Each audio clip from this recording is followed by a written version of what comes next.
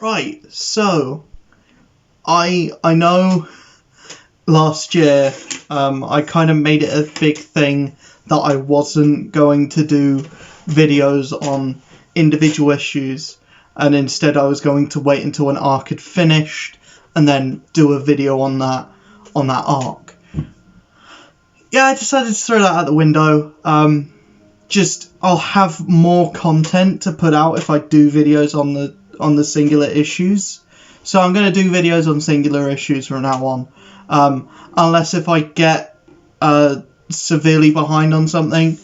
So if I miss like a few issues of, say, Thor, I will do a video rounding up that arc that I missed and then go back to reviewing the singular issues as I would usually.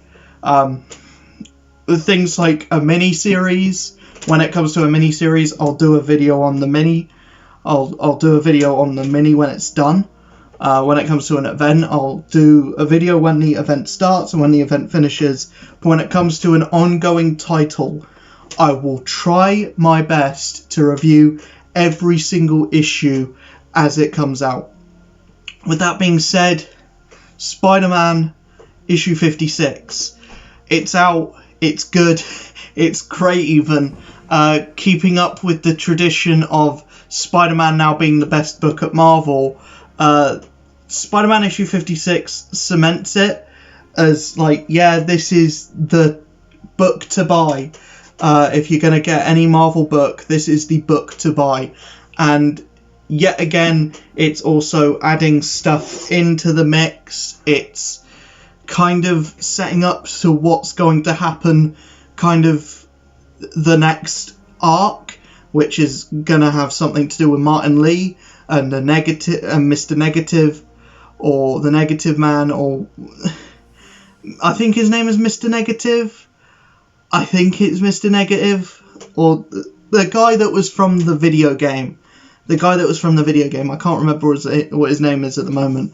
But yeah, he's going to be the big bad of the next arc, and he turns up at the soup kitchen that Aunt May is working at, and they have a he just turns up there, and then that's the scene. Not a lot of Spider-Man in this issue. This is definitely a Norman Osborn-centric issue. So, at the end of the last issue, it's now been revealed that it was all an act from Norman Osborn. He only sided with Wilson Fisk because he wanted Norman, and he wanted Harry, and he wanted to know that Harry was safe. So, he with the help of Wilson Fisk, who with the help of the Spot, who unwantingly or unwillingly creates this kind of like black force field around Harry, which he's now trapped in, and the whole issue is basically just Norman monologuing to Harry about how he never wanted it to come to this, but because of what you did to me, I can now make you better. We have the resources at Ravencroft to make you better and to basically be a family again. And then at the end of the issue, Spider-Man shows up and he's like, "What the fuck are you doing? Get away. Norman, we need to talk." And there's some implied stuff that Wilson Fisk wants Kindred for other reasons. And there was more stuff to do with what happened at the start of the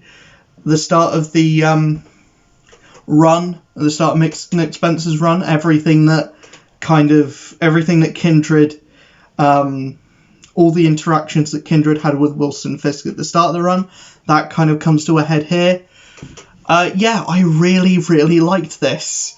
If you haven't guessed. I just really like how much time they're taking into delving into this Kindred arc, and that it's not just done now. I like that it's still going forward. It looks less and less like it's going to be my theory from the last video that I made, where it's Mephisto that's pulling all the strings. It might still be that, but I don't know. But it looks like Norman is good to stay, or at least he's good for a while. There's going to be the new status quo at some point. Also, I don't think I can talk about Spider-Man, or Nick Spencer's Spider-Man, without at least mentioning the covers that we've seen with his new suit, and it looks, boy howdy, it looks bad. But the thing about the new suit in the Nick Spencer run that he's going to have from issue 62 onwards is, I don't think it will last. And here's why I don't think it will last. Because we've never seen a Spider-Man suit in the last 5 years that has lasted longer than a few issues. It will last about 20 issues and then it will be gone. It will be that, and then it will be back to the red and blue that we all know and love. And I don't mind that. I don't mind a little detour. I don't think the suit is very, like, aesthetically pleasing. I don't think it looks good. I'll try and get a picture of what that suit looks like up somewhere, but basically it doesn't look good, but it's not going to last a while. If it does last a while, I'll be very surprised. I'll be very shocked, but I don't think this is the new black suit. I don't think this is the new black suit. I think this is a stopgap, and he'll be back in the red and blue before issue 80. I don't think it will last long at all. But in keeping with this book itself, I really like the slow down, very talky issue that this was. Very, like, slower paced than the last, like, 12 issues have been. The last 12 issues have just been non-stop action all the way, and I've been able to blitz through them in, like, a minute each. And sometimes with a comic book, when you're paying money for something, you want to be able to take your time with it and really digest it. And with this, it kind of is one of those ones where you can't have any other, like, you can't really read this one on a bus or read this one on a train, or, well, you're not going to be on a bus or a train at the moment, are you? It's 2020. It's January of 2021. You're not going to be on a bus. You're going to be on a train reading your comic, are you? You're going to read this at home, and yeah, you need kind of quiet to read this book. You're not going to be able to get everything from it, all of the information that is kind of dumped, because there is a big, like, text dump in some pages of this, and I don't mind that. I prefer the more action heavy stuff, but I don't mind it, especially after we've had an arc that's been all balls to the walls action. But that's kind of my thing on issue 56 of Amazing Spider-Man. I think it's still doing great. Nick Spencer still is writing a really solid kick-ass story with some really cool visuals. Mark Bagley on the artwork is an amazing choice. Mark Bagley is just the guy to draw Spider-Man. There's a reason why they got him back for Life Story. There's a reason why he did so many issues on Ultimate Spider-Man. It's because he is the guy to draw Spider-Man. He just excels at all of the Spider-Man characters and the Spider-Man mythos.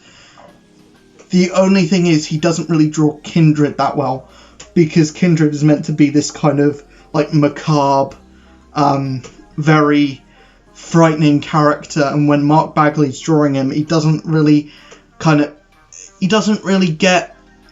the scariness across. He doesn't look as like just disgusting as when whoever was drawing him before in the previous issue was drawing him. Not even like as much as Humberto Ramos was when he was drawing him. But yeah, that's my overview of issue 56. Again, I loved it. If you like this video, hit that like button, hit subscribe, hit that notification bell. We want all the engagements we possibly can, because YouTube loves engagements. And I'll see you guys in the next video. Peace.